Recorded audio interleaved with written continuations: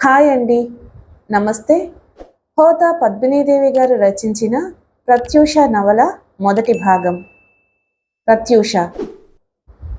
ఆకాశం మేఘావృతమై ఉంది.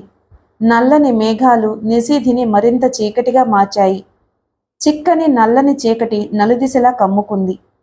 ఉండుండి ఉరుముతున్న మేఘాలు రాబోయే ప్రళయానికి సంకేతంలా ఉన్నాయి. చిన్న చిన్న చినుకులతో చిరుజల్లుగా మొదలైన వర్షం హఠాత్తుగా కుంభవృష్టిగా మారింది. వర్షపు హోరుకి రయ్యమంటూ వీస్తున్న సుడిగాలి తోడై చూస్తూ ఉండగానే వాతావరణం మరింత బీభత్సంగా తయారైంది. రాత్రి 12 గంటల ప్రాంతంలో నిశ్శబ్దంగా ఉన్న ఆ సమయంలో హఠాత్తుగా మొదలైన ఆ వర్షానికి రయ్యమంటూ వీస్తున్న పెనుగాలి తోడై ప్రకృతి చేస్తున్న విలయతాండవంలా వాతావరణం బీభత్సంగా తయారైంది. ఆ వీధికంతటికీ అందం తెస్తున్న విశాలమైన అధునాతనమైన భవంతి విద్యుత్ దీపాలతో దేదీప్యమానంగా పట్టపగలులా ఉంది. బయట ఆవరించుకుని ఉన్న నల్లని చిక్కని చీకటికి భిన్నంగా ఆ దీపకాంతులతో ఉన్న భవంతి చీకటిని వెన్నంటి ఉండే వెలుగును గుర్తుకు తెస్తుంది. విశాలంగా ఉన్న హాలులో సోఫాలో కూర్చుని ఉన్న కుముదినీదేవి కిటికీకి ఉన్న గాజు తలుపులో నుంచి బయట కురుస్తున్న వర్షాన్ని గమనిస్తుంది. ఆమె ముఖం భయం, ఆదుర్ద, ఆందోళనలతో పాలిపోయి ఉంది.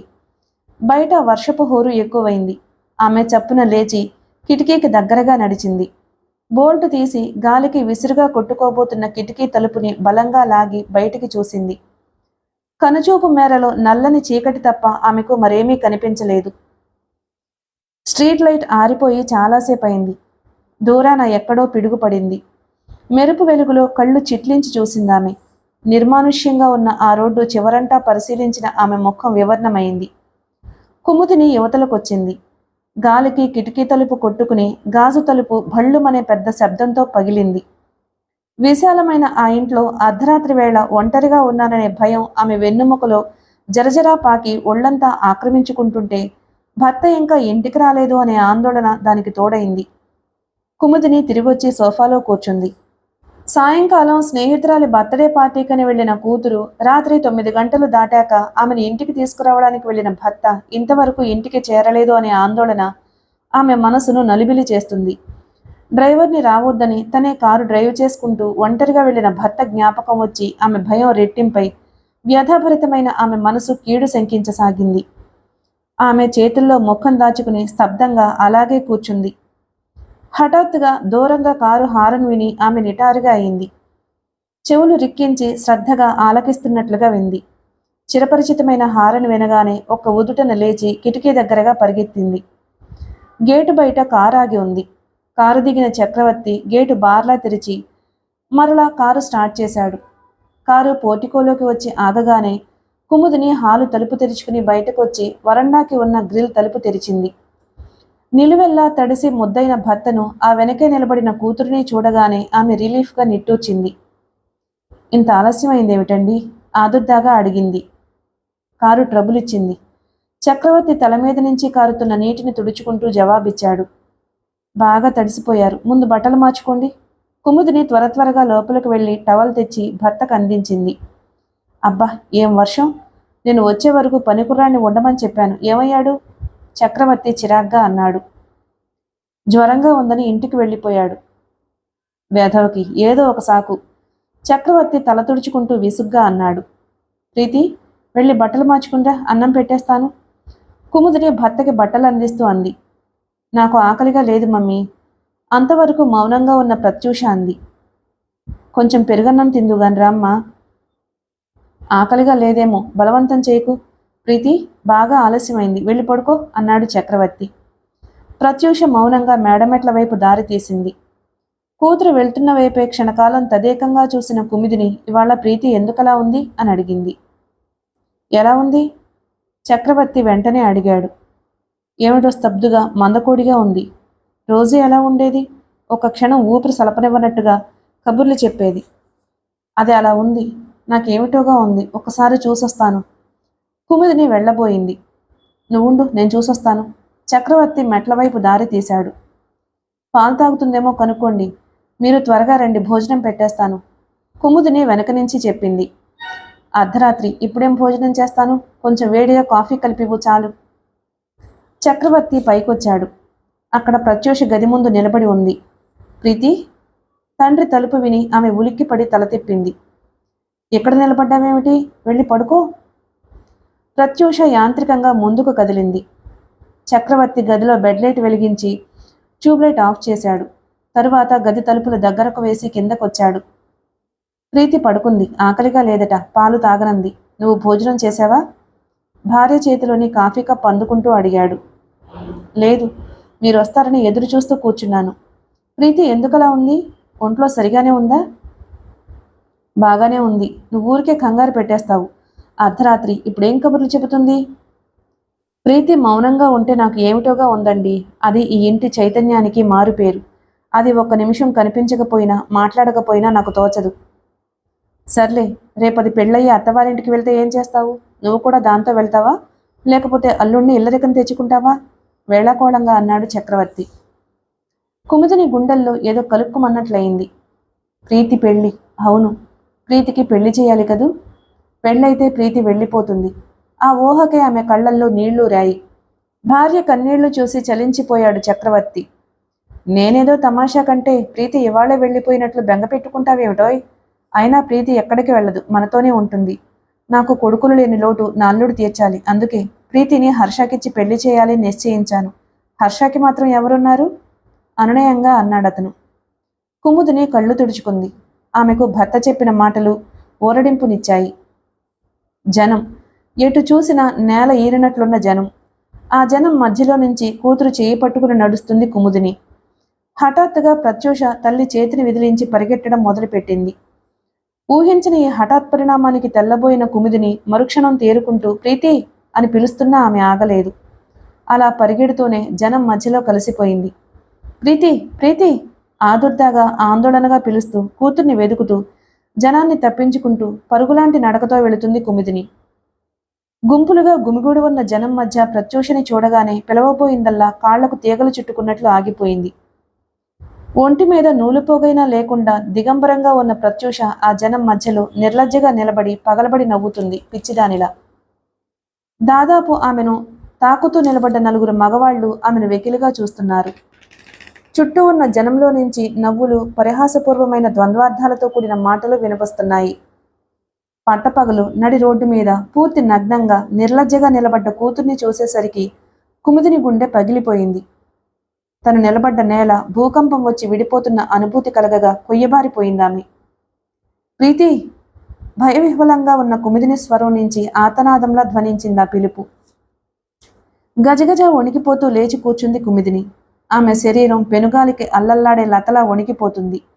ఏదో తెలియని ఉద్వేగంతో, భయోద్రేకాలతో ఆమె శరీరం స్వేదమయమైంది.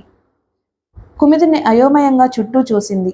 బెడ్ లైట్ వెలుతురులో సోఫాలో కూర్చుని ఉన్న భర్త మసకగా కనిపించాడు ఆమె కళ్లకు.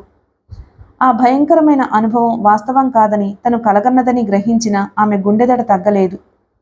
ఆమె కొద్దిసేపటి తరువాత మంచం దిగి భర్తను సమీపించింది. మీరింక నిద్రపోలేదు? భార్య పిలుపు విని తలెత్తాడు చక్రవర్తి. గ్లాసులోని ద్రవాన్ని ఒక్క గుక్కలో పూర్తి చేశాడు. నిద్ర పట్టడం లేదు. అతను మళ్ళీ గ్లాసు నింపుకుంటూ ఉండగా ఆమె అతని చెయ్యి పట్టుకుంది. ఇంకా వద్దు, రండి, ఒకసారి ప్రీతిని చూసొద్దాం. చక్రవర్తి ఆశ్చర్యంగా చూశాడు. నీకింకా ఆ పిచ్చి వదల్లేదన్నమాట. ప్రీతికే నిక్షేపంగా ఉంది.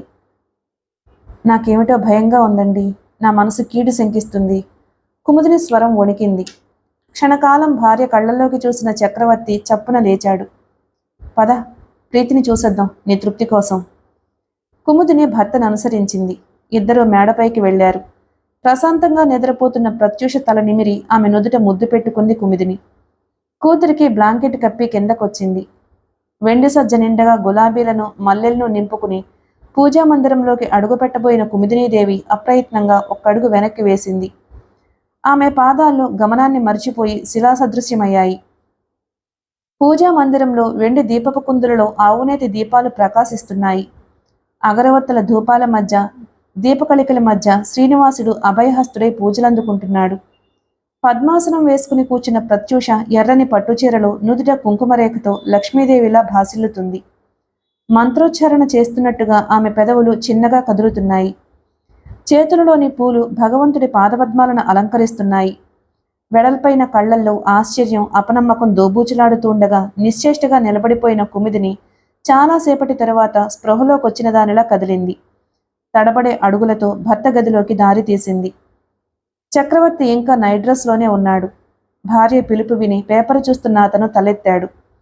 రోజు ఆ సమయంలో పూజా కార్యక్రమంలో ఉండే భార్య ఈరోజు పడక గదిలోకి రావడంతో అతను ఆశ్చర్యపడ్డాడు.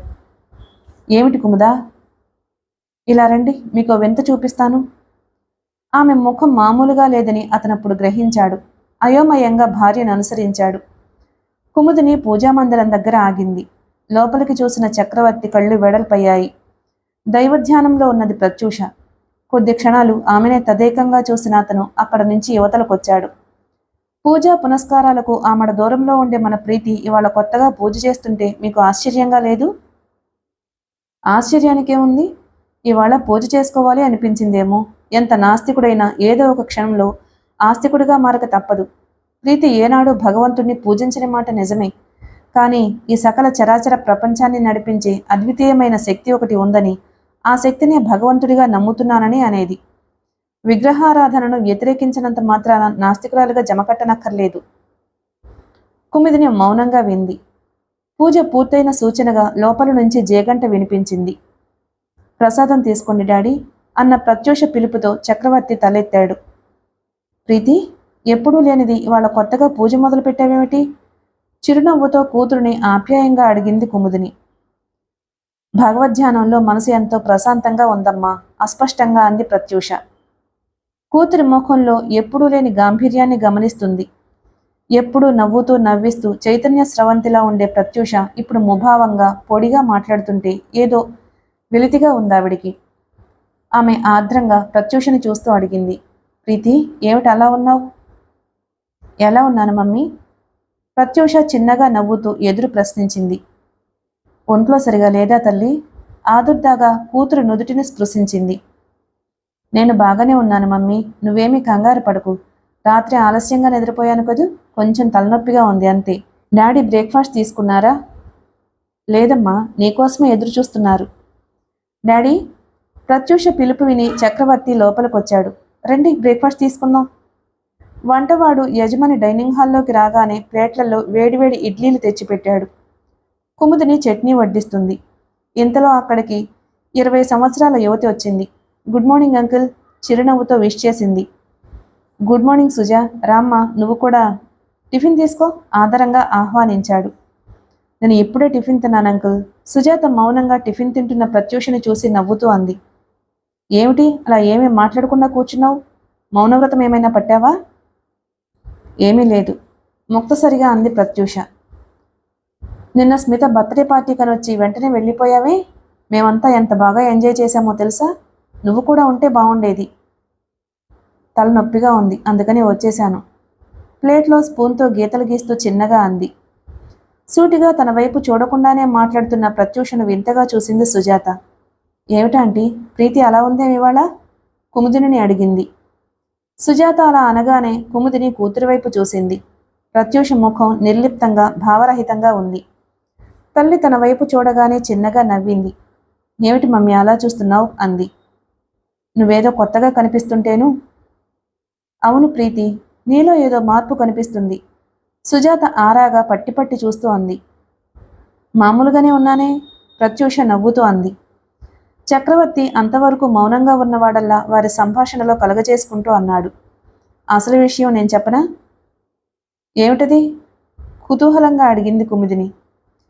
నిన్న రాత్రి ప్రీతి నాతో తగువ పెట్టుకుంది. అప్పటి నుంచి ఇలా మౌనవ్రతం పట్టింది. దేనికోసం అంకుల్? ఆసక్తిగా అడిగింది సుజాత. బొంబాయి వెళ్తానంది, నేనే వద్దన్నాను. అవునా? కుముదిని కూతురి మొహంలోకి చూసింది. ప్రత్యూష పెదవులు బిగబట్టి చురుగ్గా తండ్రి మొహంలోకి చూసింది. ప్రేమికులను విడదీసిన పాపం మీకు తప్పక అంటుకుంటుంది. అంకుల్, ఇక్కడ ఈ రాకుమారి అహర్నిశలు హర్ష నామస్మరణ చేస్తూ విరహాగ్ని జ్వాలల్లో మాడిపోతూ ఉంటే మీరు ఇలా చేయటం చాలా అన్యాయం. పోనీ హర్షానే ఇక్కడికి రమ్మని మేఘ సందేశం పంపించలేకపోయావు ప్రీతి? సుజాత చిలిపిగా అంది. చక్రవర్తి కుముదిని పక్కున నవ్వారు. ప్రత్యూష నవ్వలేదు. ఉదాసీనంగా మేడ మెట్ల వైపు దారి తీసింది. ఏ ఆగవే, సుజాత పిలిచింది. ప్రత్యూష ఆగలేదు. చరచర మెట్లెక్కి పైకి వెళ్ళిపోయింది. దీనికి కోపం వచ్చినట్లుంది, కర్మ, సుజాత ఆదుర్దాగా అంది. కుముదిని కూతురు వెళుతున్న వైపు క్షణకాలం చూసి భర్త వైపు చూసింది. ఆమె చూపులు అతని చూపులతో క్షణకాలం కలుసుకున్నాయి. ఆ ఇద్దరి చూపుల్లోనూ మృదుమధురమైన భావం వెల్లడవుతుంది. ఆ ఇద్దరు 25 సంవత్సరాల నాటి తీయని స్మృతుల్లోకి వెళ్ళిపోయారు. నేను వెళ్తాను అంకుల్. ప్రీతికి కోపం తగ్గి కిందకి రాగానే నాకు ఒకసారి ఫోన్ చేయమని చెప్పండి. సుజాత వెళ్ళిపోయింది. ప్రత్యూష ఒంటరిగా గదిలో కూర్చుని ఉంది. ఇంతలో కుముదిని పాల గ్లాసుతో లోపలికొచ్చింది. ప్రీతి, తల్లి పిలుపు విని ఆమె తలెత్తింది. ఆమె కళ్ళు ఆలోచనల్లో చిక్కుపడ్డట్లుగా పరధ్యాసగా చూస్తున్నాయి. ఒక్కదానివి కూర్చుని ఏం చేస్తున్నావమ్మా? పక్కనే కూర్చుంటూ ఆప్యాయంగా అడిగింది కుముదిని. తప్పుకి ఒప్పుకి మధ్య తేడా ఎంత చిన్నదా అని ఆలోచిస్తున్నానమ్మా. మగవాడికి లేని నైతిక విలువలను, కట్టుబాట్లను ఆడదానికి ఎవరు పెట్టారమ్మా? ఆర్థిక విలువలు మానవ సంబంధాలను ఎందుకు పాడు చేస్తున్నాయి? ఒకదానికొకటి పొంతనలేని ప్రశ్నలు. వింతగా మాట్లాడుతున్న కూతురుని అయోమయంగా చూస్తుంది కుముదిని. ఆ ప్రశ్నలు సహజమైన కుతూహలంతో అడిగినట్టుగా లేవు. కూతురి స్వరంలో ధ్వనిస్తున్న వ్యధ ఆమెను విచలితురాల్ని చేసింది. ప్రీతి, ఏమిటో వింతగా మాట్లాడుతున్నావు? చిన్నపిల్లవి, నీకెందుకింత పెద్ద ఆలోచనలు? చాలా రాత్రైంది, హాయిగా పడుకో. ఇందా పాలు తాగి. కుముదిని గ్లాస్ అందించింది. ప్రత్యూష మౌనంగా పాలు తాగేసి ఖాళీ గ్లాసుని ఆమెకు తిరిగి అందించింది. దుప్పటి సర్ది తన నుదుటి మీద ప్రేమగా ముద్దు పెట్టుకుంటున్న తల్లి చెయ్యి పట్టుకుంటూ సంకోచిస్తున్నట్లుగా అడిగింది ప్రత్యూష. నీకు అభ్యంతరం లేకపోతే నిన్ను అమ్మ అని పిలవనా మమ్మీ? కుముదిని చిరునవ్వు నవ్వింది. ఎలా పిలిచినా నేను నీ అమ్మనే కదమ్మా. నిజమే కానీ మమ్మీ అని పిలుస్తుంటే ఏదో వెలితిగా అనిపిస్తుందమ్మా. అమ్మ అనే పిలుపులోని మాధుర్యం మరి ఏ పిలుపులోనూ ఉన్నట్లు అనిపించడం లేదమ్మా. నిజం ప్రీతి, నేను అలాగే అనుకుంటూ ఉంటాను, మనస్ఫూర్తిగా అంది కుముదిని. అమ్మా. ప్రీతి పెదవులు తీయగా ఉచ్చరించాయి. ఒక ఆర్ద్రమైన భావం మనసులో తొణికిసలాడుతూ ఉండగా ఆమె కళ్ళు చెమర్చాయి. కుముదిని కూతురి పక్కలో కూర్చుంది. ప్రీతి, నేనొకటి అడుగుతాను, నిజం చెప్పాలి. ఏమిటమ్మా? నువ్వు నిజంగానే హర్ష దగ్గరకు వెళ్ళాలనుకుంటున్నావా? ప్రత్యూష చూపులు కిందకు వాలాయి. ఆమె జవాబివ్వలేనట్లు క్షణం తొట్రుపడింది. ప్రీతి, నీ మనసేమిటో నాకు తెలుసు. కన్నెపిల్లగా కోరుకున్న వ్యక్తి సాన్నిధ్యం కోసం తప్పించటం సహజం. కానీ మన సాంప్రదాయాలు పెళ్లిపీటల మీద వధూవరుల మధ్య ఉన్న తెర తొలగించినప్పుడే ఆ వీక్షణం ప్రథమ వీక్షణం కావాలని నిర్దేశించారు. పెళ్లి కాకముందే హర్షతో ఒంటరిగా ఉండడం మంచిది కాదు. కొన్ని నెలల్లో మిమ్మల్ని ఇద్దరినీ ఏకం చేసి శుభముహూర్తం నిర్ణయించాము. అంతవరకు నీ మనసు అదుపులో పెట్టుకోవడం మంచిది. మృదువుగా నచ్చచెప్పే ధోరణిలో అంది కుముదిని. ప్రత్యూష చప్పున తల్లి చేతుల్ని కళ్లపైకి లాక్కుంది. క్షమించమ్మా, నేను ఇదంతా ఆలోచించలేదు. అనాలోచితంగా తొందరపాటుగా డాడీతో పోట్లాడాను అంది అస్పష్టంగా. ఆమె కళ్లలో నిండిన నీళ్లు కుముదిని చేతులకి తడిగా తగిలాయి. ఆమె ఆప్యాయంగా కూతురు చెంపలు తుడిచింది. డాడీ, వివాహంపై మీ అభిప్రాయం ఏమిటి? వివాహం అనే బంధాన్ని ఏ ఉద్దేశంతో ఏర్పాటు చేసింది మన సమాజం?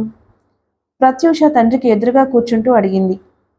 చక్రవర్తి కూతురు నుంచి ఈ ప్రశ్న రావడంతో తెల్లబోయినట్లు ఆశ్చర్యంగా చూశాడు. చెప్పండి డాడీ. హైందవ వ్యవస్థలో వివాహం అనేది ఒక పవిత్రమైన బంధం అమ్మా. ఆకలి దాహంలాగే సెక్స్ కూడా ఒక అవసరం. ఆ అవసరాన్ని పవిత్రంగా తీర్చుకోవడానికే మన వ్యవస్థ వివాహం అనే పవిత్ర బంధాన్ని నిర్దేశించింది. ఒక విధంగా నైతిక విలువల్ని కాపాడుకోవడానికి మన సంఘం ఏర్పాటు చేసిన రక్షణ కవచం లాంటిది వివాహం. అయితే మరి వివాహమైన స్త్రీ కానీ పురుషుడు కానీ నీతిగా పవిత్రంగా బ్రతుకుతున్నారా? అలాగైతే సంఘంలో ఇంత వ్యభిచారం ప్రబలిపోతుందే. అది తండ్రి కూతుళ్ల మధ్య రావాల్సిన సంభాషణ కాదనిపించిన కుముదిని కుతూహలంగా వింటుంది. వ్యభిచారం అనేది నేరం కాదు, అది ఒక మానసిక రోగం, చిత్త చాంచల్యం అన్నాడు చక్రవర్తి.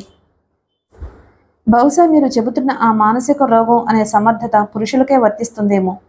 వ్యభిచరించే స్త్రీని హీనంగా చూసి అది పురుషుడు జన్మహక్కుగా భావిస్తారెందుకు? మగవాడికి లేని నీతి నియమాలను, కట్టుబాట్లను స్త్రీకే ఆపాదించారెందుకు? చెడిపోయిన ఒక ప్రతి స్త్రీ పక్కన ఒక చెడిపోయిన పురుషుడు ఉంటాడు అనే నిజాన్ని ఎందుకు విశ్వసించరు? ఆవేశం ధ్వనించింది ప్రత్యూష స్వరంలో. ప్రీతి, నేను చెప్పేది నీకు అర్థం కావడం లేదు. అనాదిగా మన సమాజంలో స్త్రీకి ఒక ప్రత్యేకమైన స్థానం ఉంది. పవిత్రత, సౌశీల్యం, సత్ప్రవర్తన అనేవి స్త్రీకి పెట్టని ఆభరణాలుగా ఉండి స్త్రీ పవిత్ర తేజోమూర్తిగా కీర్తించబడుతుంది.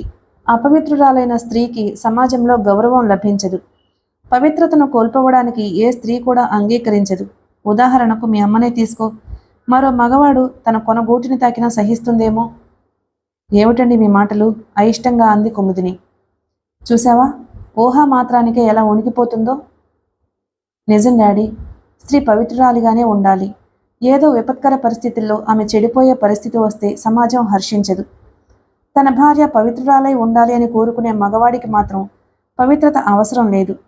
మనిషి చేసే తప్పులని, వ్యామోహాలని దాచిపెట్టుకుని అందమైన ముసుగులో నీతిని ప్రదర్శించడమే పెద్ద బలహీనత. అందుకే ఈ సమాజం ఇలా కుళ్ళిపోతుంది. ప్రత్యూష స్వరం ఆవేశంగా ఉన్న అంతర్లీనంగా వ్యధ తొంగి చూస్తుంది. అరుణిమ దాల్చిన కళ్లల్లో తన చుట్టూ ఉన్న మనుషుల్లోని కుళ్ళుని కడిగిపారేయాలి అన్నంత ఉద్రేకం కనిపిస్తుంది. చక్రవర్తి ముఖం ఎర్రబడిపోయింది. ప్రీతి, అనవసరంగా పెద్ద మాటలాడకు. నీ వయసెంత? నీకున్న అనుభవం ఎంత? పెద్ద విషయాల జోలికి పోకు అన్నాడు కఠినంగా. Excuse me daddy. ప్రత్యూష దోషిలా తల వంచుకుని అస్పష్టంగా అని అక్కడి నుంచి వెళ్ళిపోయింది. కుముదిని కూతురు వెళ్తున్న వైపే చూస్తూ అంది. ఏమిటి, ప్రీతి ధోరణి వింతగా కనిపిస్తుంది నాకు. మీతో ఎప్పుడైనా ఇలా మాట్లాడిందా? ఈ మధ్య మొండితనం ఎక్కువైపోతుంది. చెప్పిన మాట వినడం లేదు. అసలు నా మాట అంటే లక్ష్య పెట్టదు. చక్రవర్తి స్వరం ఆగ్రహంగా ఉంది. నీలిరంగు ఆకాశంలో మెరుస్తున్న తారకలు భూమాత ధరించిన నీలిచీరపై మెరుస్తున్న జలతార చుక్కల్లా ఉన్నాయి. తారల మధ్య వెలిగిపోతున్న నిండు చంద్రుణ్ణి తదేకంగా చూస్తూ బాల్కనీలో పడుకుని ఉంది ప్రత్యూష. ప్రీతి, తల్లి పిలుపు వినిపించినా ఆమె పలకలేదు. తన మధుర స్వప్నం పటాపంచలైపోతుందేమో అన్నట్టు అలాగే కదలకుండా పడుకుని ఉంది. కుముదిని ప్రీతిని వెతుక్కుంటూ పైకొచ్చింది. పడుకుని ఉన్న కూతుర్ని చూస్తూ పడుకున్నావేం ప్రీతి అని అడిగింది. ఏం లేదమ్మా, నక్షత్రాలు ఎంత అందంగా ఉన్నాయా అని చూస్తున్నాను. రా కూర్చో, లేచి కూర్చుంటూ అంది. అమ్మా, ఆకాశంలో ఏముంటుంది? పసిపిల్లలా అడిగింది. కనిపిస్తున్నాయిగా నక్షత్రాలు, చంద్రుడును. అది కాదు, ఆపై పరదా వేసినట్టుగా కనిపిస్తున్న నీలిరంగు. ఏమీ ఉండదు, అనంతమైన శూన్యమే. అయితే మన కవులు వర్ణించే అందమేమీ అక్కడ ఉండదన్నమాట. అమ్మా, నాకు ఆ నక్షత్రాలను దాటి ఎక్కడికో ఎగిరిపోవాలి అని ఉంది. ప్రీతి, ఏమిటా మాటలు? ఆదుర్దాగా విహ్వలంగా ఉంది కుమిదిని స్వరం. ఏమ్మా, తప్పు మాట్లాడానా? చాలు, నువ్వు అసలు మాట్లాడకు, నోరు మూసుకొని పడుకో. కుమిదిని స్వరం గాద్గదికంగా ఉంది. ప్రత్యూష చప్పున తల్లి ముఖాన్ని తన వైపు తిప్పుకుంది. నాపై నీకెందుకమ్మా ఇంత ప్రేమ? నీ మీద నాకేం ప్రేమ లేదు. పీకల దాకా కోపంగా ఉంది. లేకపోతే ఏమిటా మాటలు? ఎందుకిలా వింతగా ప్రవర్తిస్తున్నావు?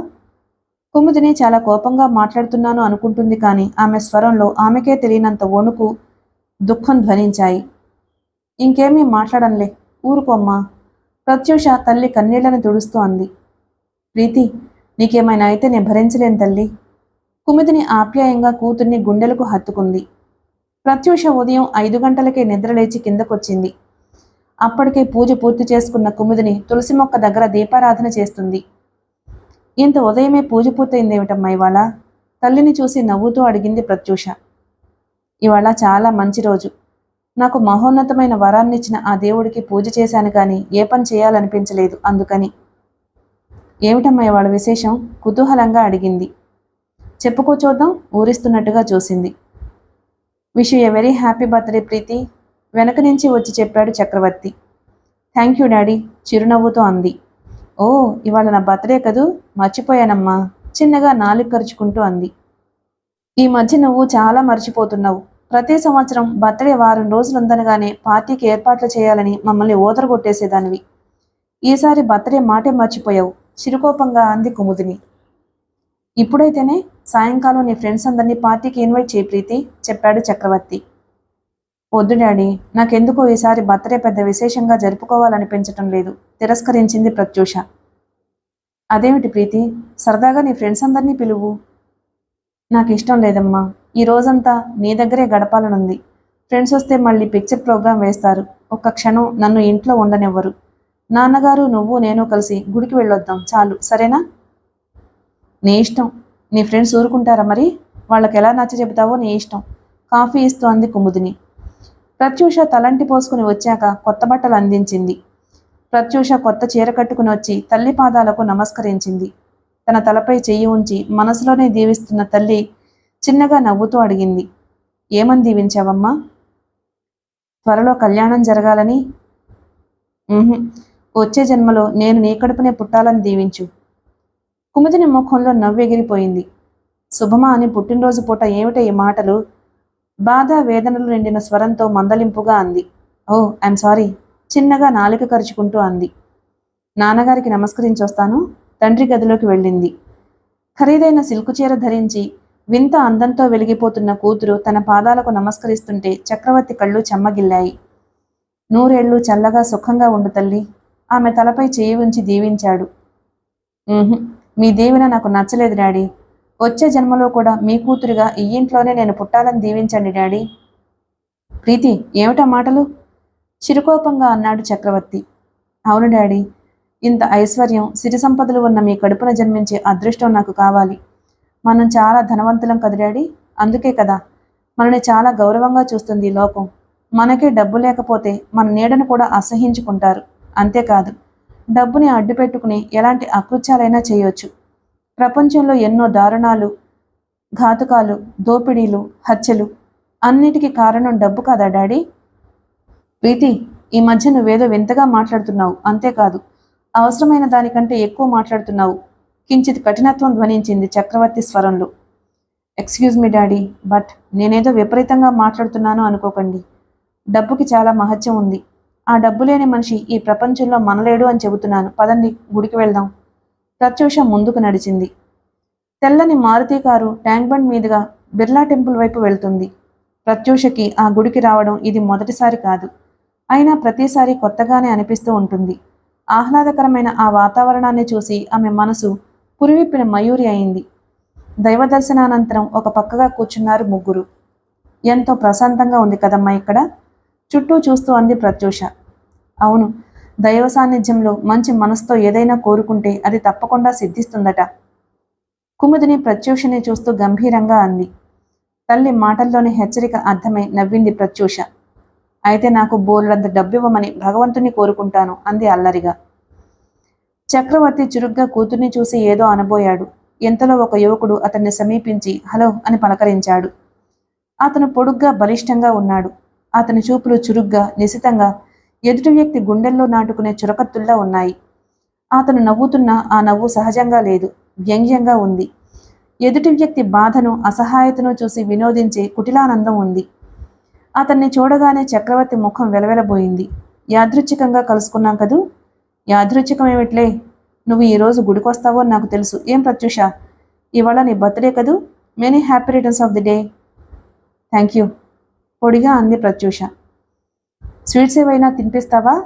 అంతకంటే తీయందిస్తావా? కన్నుగీటుతో అన్నాడు. ప్రత్యూష ముఖం తిప్పుకుని ఏటో దూరంగా చూడసాగింది. పోనీలే, బర్త్డేకి నన్ను పిలవకపోయినా మీకు ప్రజెంటేషన్ నేనిస్తాను. అతను చేతిలో ఉన్న అట్టపెట్టెను ఆమె వైపు చాపాడు. ప్రత్యూష క్షణంలో సగం సేపు అతని వైపు చూసి మరలా ముఖం తిప్పేసుకుంది. తీసుకో ప్రీతి, నీకు ఎంతో ఇష్టమైన అపురూపమైన తీయని బహుమతి. నువ్వు జీవితాంతం మర్చిపోలేని మరుపురాని మధుర స్మృతి. ప్రత్యూష తండ్రి వైపు చూసింది. అతను ఆమెనే చూస్తున్నాడు. అతని ముఖం కత్తివేటుకి నెత్తురు చుక్కలేనంతగా పారిపోయి ఉంది. ప్రత్యూష చెయ్యి చాపి ఆ ప్యాకెట్ని అందుకుంది. థ్యాంక్ యూ అంది. పద వెళ్దాం, చక్రవర్తి భార్యను పిలిచాడు. అంతవరకు ఆమె పరిసరాలను మర్చిపోయి దైవధ్యానంలో నిమగ్నమై ఉంది. మళ్ళీ త్వరలోనే కలుసుకుంటామని ఆశిస్తాను. ప్రత్యూష తండ్రితో పాటుగా మెట్లు దిగుతూ ఉండగా అన్నాడతను. చక్రవర్తి వెనుతిరిగి చూశాడు. ఆ వ్యక్తి మొహంలోని చిరునవ్వు తన గుండెల్ని చీరుస్తుందనిపించింది అతనికి. అతను తల తిప్పి అడుగుల వేగం హెచ్చించాడు. Hi Preeti, wish you a very happy birthday. Sujatha చిరునవ్వుతో అభినందనలు తెలుపుతూ చేతిలోని ఫ్లవర్ బొకేని అందించింది. థ్యాంక్ యూ, చిరునవ్వుతో అంది ప్రత్యూష. ఏమిటి అంత మామూలుగా కూర్చున్నావు? పార్టీకి అరేంజ్మెంట్స్ ఏమీ లేవా? ఈసారి నా బర్త్డే పెద్ద ఆడంబరంగా చేసుకోవాలని లేదు, ముక్తసరిగా అంది. ఆడంబరం ఏమీ లేదంటూనే ప్రెజెంటేషన్స్ కొట్టేస్తున్నావు. చేతిలో ఏమిటది? ఎవరిచ్చారు? ఆరాగా చూసింది. ఒక ఫ్రెండ్. ఎవరా ఫ్రెండ్? నాకంటే బెస్ట్ ఫ్రెండ్ నాకు తెలియని వాళ్ళు ఎవరున్నారబ్బా? పొద్దుటే నీకు బర్త్డే గ్రీటింగ్స్ అందచేయాలని నేనొస్తే నాకంటే ముందుగా నీ కానుకిచ్చిన ఫ్రెండ్ ఎవరు? ఏది ఇటివు, చూడనియ్యి. నీకు ఆ కానుకిచ్చిన ఫ్రెండు బాయ్ ఫ్రెండో గర్ల్ ఫ్రెండో క్షణంలో చెప్పేస్తాను, చిలిపిగా అంది సుజాత. సుజా, నీకు ఫోన్ వచ్చింది, చక్రవర్తి పిలిచాడు. వస్తున్నా అంకుల్. సుజాత చప్పున లేచి ఫోన్ దగ్గరకు వెళ్ళింది. చక్రవర్తి గదిలోకి వచ్చాడు. ప్రత్యూష చేతిలోని ప్యాకెట్ అందుకుని తిరిగి తన గదిలోకి వెళ్ళిపోయాడు. సుజాత ఫోన్ పెట్టేసి వచ్చింది. మా అమ్మ ఫోన్ చేసింది. భోజనానికి ఇంటికి వస్తావా లేదా, అక్కడే ఉండిపోతావా అని అడుగుతుంది. ప్రత్యూష అడగకుండానే చెప్పింది. అలాగా అన్నట్టు చూసి ఊరుకుంది ప్రత్యూష. సుజాత ప్రీతిని నిశితంగా చూస్తూ అంది. నీలో ఏదో మార్పు కనిపిస్తుంది ప్రీతి. నాలోనా? ఏమిటబ్బాది? నాకేమైనా కొమ్ములు మొలిచాయా? నుదుటి మీద చూపుడు వేళ్లు నిలువునా ఆనించుకుంటూ తమాషాగా అంది ప్రత్యూష. నీలోని మార్పు కంటికి కనిపించేది కాదు. అదేమిటో ఇదిమిద్దంగా ఇప్పుడే చెప్పలేను కూడా. ప్రత్యూష మౌనంగా వింది. క్షణంసేపు ఇద్దరి మధ్య మౌనం రాజ్యమేలింది. నేను వెళ్తాను ప్రీతి. సుజాత లేచింది. మంచిది, పొడిగా అంది ప్రత్యూష. నువ్వు చాలా మారిపోయావు ప్రీతి. సుజాత స్వరం గాద్గదికంగా ఉంది. ప్రత్యూష చప్పున ఆమె వైపు చూసింది. సుజాత ముఖం బాధావేదనలతో ఎర్రగా కందిపోయి ఉంది. గాయపడిన అభిమానం కన్నీటి రూపంలో వ్యక్తమవుతుంది. నువ్వు ఇదివరకటి ప్రత్యూషవి కాదు. నన్ను పరాయిదాన్లా భావిస్తున్నావు. సుజాత గిర్రున వెనక్కి తిరిగి వెళ్ళిపోయింది. ప్రత్యూష స్థాణువులా నిలబడిపోయింది. చక్రవర్తి చేతిలోని ప్యాకెట్ వైపు చూశాడు. లేత గులాబీ రంగు కాగితంతో నీటుగా ప్యాక్ చేయబడి ఉంది. చక్రవర్తి ఆ ప్యాకెట్ని విప్పాడు. లోపల ఉన్న పెట్టెను తెరిచిన అతడి ముఖంలోకి సర్రున రక్తం దూసుకొచ్చింది. అతని కళ్లల్లో భయాందోళనలు కలగాపులగంగా కదలాడసాగాయి. ప్రీతి! అతని స్వరం వణుకుతుంది. అతను పిలవగానే ప్రత్యూష లోపలికొచ్చింది. తండ్రి చేతిలోని ప్యాకెట్ని, అతని ముఖంలో వ్యక్తమవుతున్న ఆందోళనను చూడగానే ఆశ్చర్యపడింది. ఏముందా ప్యాకెట్లో? ఏమిటి డాడీ అది? కుతూహలంగా అడిగింది. చక్రవర్తి మౌనంగా ప్యాకెట్ ఆమెకు అందించాడు. కుతూహలంగా ఆ ప్యాకెట్లోని అట్టపెట్టెని చూసిన ప్రత్యూష క్షణకాలం నోట మాటరానట్లుగా ఉండిపోయింది. ఎప్పటికో మెల్లగా తలెత్తింది. ఆమె ముఖం వివర్ణమయ్యి కళ్లల్లో నీళ్లూరుతున్నాయి. ప్రీతి! చక్రవర్తి ఏదో అనబోయేటంతలో ఫోన్ మోగింది. చక్రవర్తి ఫోన్ తీశాడు. క్షణం విని, ప్రీతి నీకే ఫోన్ అన్నాడు. ప్రత్యూష ఫోన్ అందుకుంది. Hi Preeti, wish you a very happy birthday. అవతల నుంచి కోమలమైన స్వరం వినిపించింది. థ్యాంక్ యూ అంది ప్రత్యూష. చూసావా, ఇవాళ నీ బర్త్డే అని నాకు ఎంత బాగా గుర్తుందో. పోయినసారి నీ బర్త్డేకి నువ్విచ్చిన పార్టీ ఇంకా గుర్తుంది. ఈసారి ఇంకా గ్రాండ్గా పార్టీ అరేంజ్ చేస్తున్నావని మేము ఆశించవచ్చా? ఈసారి అలాంటి ఆర్భాటాలు ఏమీ లేవు. అన్యాయం. బ్యూటీ క్వీన్ ప్రత్యూష బర్త్డే అతి సామాన్యంగా జరుపుకోవడమా? కొద్ది నెలలు ఓపిక పట్టు, అంతకంటే మంచి పార్టీయే ఇస్తాను. ఏమిటి విశేషం? నా పెళ్ళి, చిరునవ్వుతో అంది ప్రత్యూష. నిజమా? కంగ్రాచులేషన్స్. ఫోన్ పెట్టేసింది ప్రత్యూష. మళ్ళీ మోగింది ఫోను. ప్రత్యూష ఫోన్ ఎత్తింది. జన్మదిన శుభాకాంక్షలు. అవతల నుండి గంభీరమైన కంఠస్వరం వినిపించింది. ఆ అమ్మాయి స్వరం మామూలుగా లేదు, ఎగిరి పడుతున్న జ్వాలలా ఉంది. థ్యాంక్ యూ అంది ప్రత్యూష. పుట్టినరోజు పండుగని జరుపుకోవడం కాదు, పుట్టి ఏం సాధించామన్నది తెలుసుకో. అవును, అందుకే ఈసారి బర్త్డే పార్టీ ఏర్పాటు చేయలేదు. అయినా ప్రత్యూష రాగానే పార్టీ ఎలాగూ ఇస్తుంది. అయితే నువ్వు ప్రత్యూషవి కావా? ఇంతకీ నువ్వెవరివి? విస్మయంగా అడిగిందా అమ్మాయి. విప్లవ జ్వాలని. ప్రత్యూష ఠక్కున ఫోన్ పెట్టేసింది. ఆమె యువతలికి వస్తూ ఉండగా మళ్ళీ ఫోన్ మోగింది. ఆమె విసుగ్గా ఫోన్ అందుకుంది. నేను అవతల నుంచి వినిపించింది. ఎవరు? విసుగ్గా అడిగింది ప్రత్యూష. నేనిచ్చిన కానుక ఎలా ఉంది అని అడగడానికి పిలిచాను. ప్రత్యూష ముఖంలో రక్తం పొంగి వచ్చింది. ఆమె అదురుతున్న పెదవిని మునిపంటితో నొక్కి పట్టింది. చాలా బాగుంది కదూ అన్నాడు అతని. నాకు తెలుసు నీకు నచ్చుతుందని. సరేగాని ఎప్పుడొస్తావు? ప్రత్యూష తండ్రి వైపు చూసింది. అతను ఎవరన్నట్లు చూశాడు. ఆమె దగ్గరకు రమ్మన్నట్లు సైగ చేసింది. చక్రవర్తి ఫోన్ అందుకున్నాడు. అవతలి స్వరం వినగానే అతని చేతి వేళ్లల్లో మొదలైన వణుకు ఒళ్లంతా ఆక్రమించుకుంది. నువ్వా? అప్రయత్నంగా అన్నాడు. తండ్రి ఫోన్లో మాట్లాడుతూ ఉండగా ప్రత్యూష బల్ల మీద ఉన్న ఆ అట్టపెట్టినే చూస్తుంది. కొద్దిసేపటి తర్వాత చక్రవర్తి ఫోన్ పెట్టేశాడు. ప్రీతి, ఇంకా అట్టే వ్యవధి లేదు. వాడు చెప్పినట్లు చేయకపోతే వాడు అన్నంతపడి చేస్తాడు. భయాందోళనలతో అతని స్వరం కంపిస్తుంది. ప్రత్యూష ఒంటరిగా కూర్చుని ఉంది. ఆమె చెవులలో తండ్రి అన్న మాటలే మార్మోగుతున్నాయి. వాడు చెప్పినట్టు చెయ్యకపోతే వాడు అన్నంత పని చేస్తాడు. ప్రత్యూష కళ్ళు భయోత్పాతంతో పెద్దవవుతున్నాయి. క్రమంగా ఆ కళ్లల్లో నీళ్లు నిండుకున్నాయి. ఆమె కింద పెదవి పైపంటి కింద నిర్దయగా నలుగుతుంది. ఆమె పిడికిలి బిగించి నుదుటిపై కొట్టుకుంది.